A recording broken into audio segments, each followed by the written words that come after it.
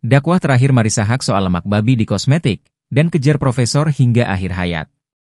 Selama hidupnya, Marissa Haque tak hanya menjadi dosen di bidang hukum, bisnis dan manajemen, tetapi juga mendalami ajaran Islam dan berdakwah. Dikutip dari Fitra World, Sabtu, 5 Oktober 2024, Marissa berdakwah dan memberikan wasit khusus bagi wanita muslim, membagikan kiat menjaga kecantikan luar dalam, namun hati-hati jangan gunakan bahan unsur babi. Sebab, istri Ikang Fauzi ini mengatakan, daging babi seperti kelapa bermanfaat dari ujung akar hingga lidi. Babi pun sama, dari lemak, kulit, lengan, darah, bone, hermit dan lainnya dimanfaatkan untuk berbagai hal. Bahkan banyak artis-artis wanita yang rela suntik wajah dan tubuh dari unsur babi demi awet muda.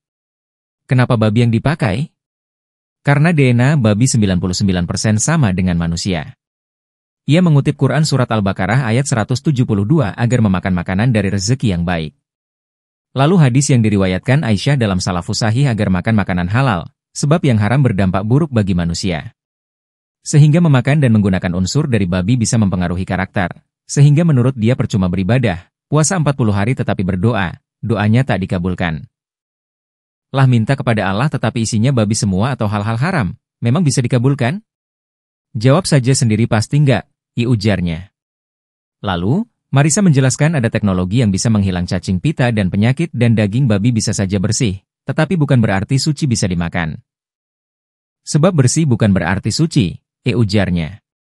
Diketahui, selain meraih gelar dari S1 Hukum Perdata, lalu 3 gelar S2 bidang linguistik terapan bahasa Inggris, hukum dan bisnis, serta doktor bidang lingkungan, Marissa alumnus S2 Kajian Timur Tengah dan Islam Konsentrasi Keuangan Syariah di UI. Sehingga Marissa juga memiliki minat besar bidang keagamaan dan dakwah.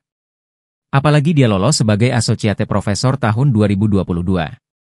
Sehingga untuk meraih profesor, Marissa sebenarnya mengambil studi S3 di Universitas Islam Negeri, UIN, Maulana Malik Ibrahim, Maliki, Malang. Namun menurut Ikang Takdir berkata lain, gelarnya bisa sampai Associate Professor.